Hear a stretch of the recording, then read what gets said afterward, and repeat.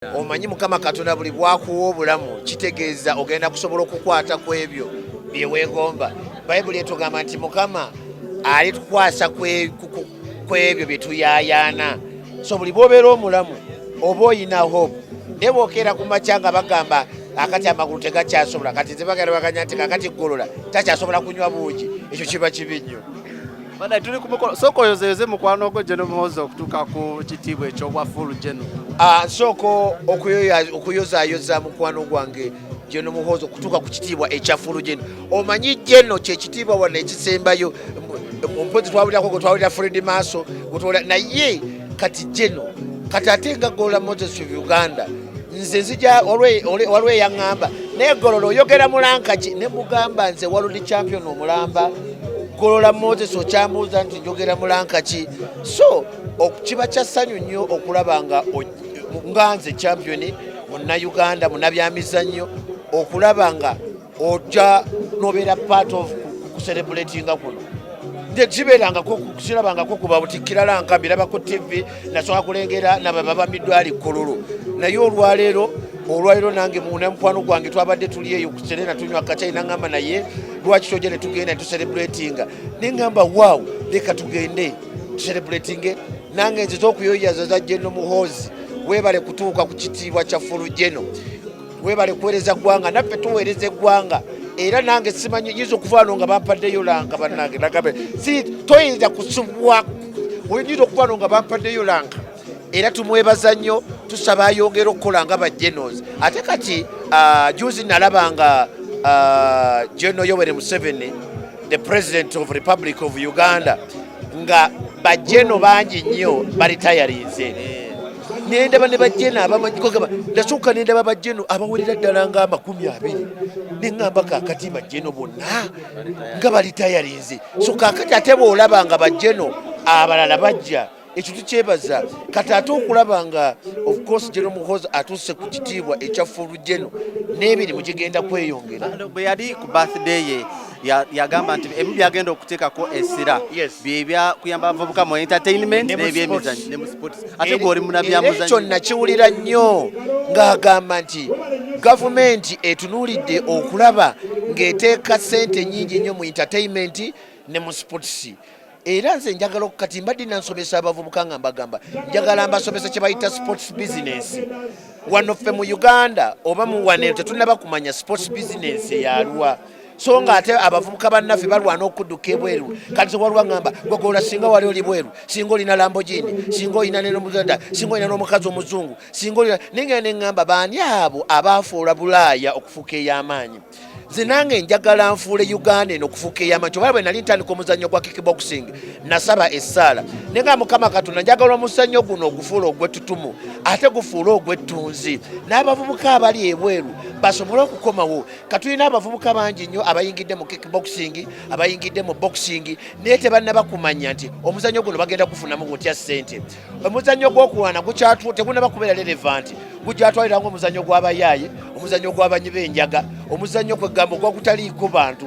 Kyova olaba ne mu projekiti zino ze baagabanga ssente ewa Jenosale fe abalwanyi tetwafuna kubanga balaba nti tetuli relevanti.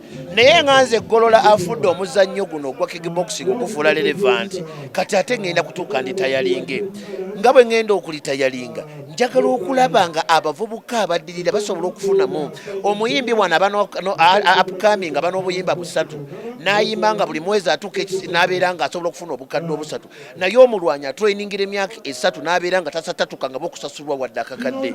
Wano abalwanyi nzenzeko omulwanyi akyasasulwa ssente nnyingi nano omulwanyi bokusagera ne bamugamba bagenda kumuwa $50 okulwana naye nga mutuufu $50 gikoza gitya. Nze okola obukozi training ey'emyezi 2 nkozesa $10 million naye ono omulwanyi akoze training bamugamba tugenda kuwa $50.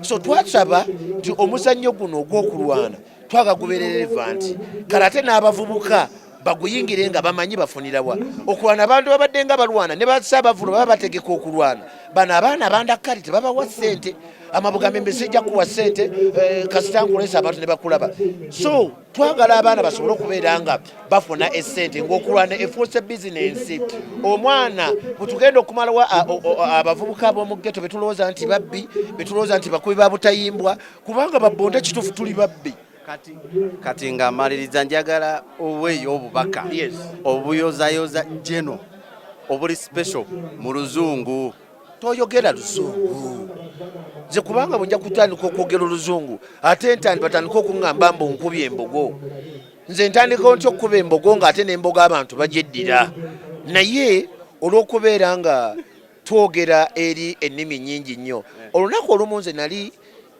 njagala nnyo oluzungu nali saagala naye nali ngenze Arua eyo nensanga abavubuka bali ku street ne bangamba but Golola, sometimes when you're on the TV try to speak English because some of us here we don't know Luganda. We would like also to enjoy what you were talking. We want also to know the points you were talking about. Every time you are there in Uganda, you are there in Uganda. I wish they had someone who can interpret to them, but sometimes they don't. So as Moses of Uganda, the champion, the man who kicked Liver Nile off to Uganda, the man who passed through everything to make kickboxing a game, I'm here to, of course, how should I say that?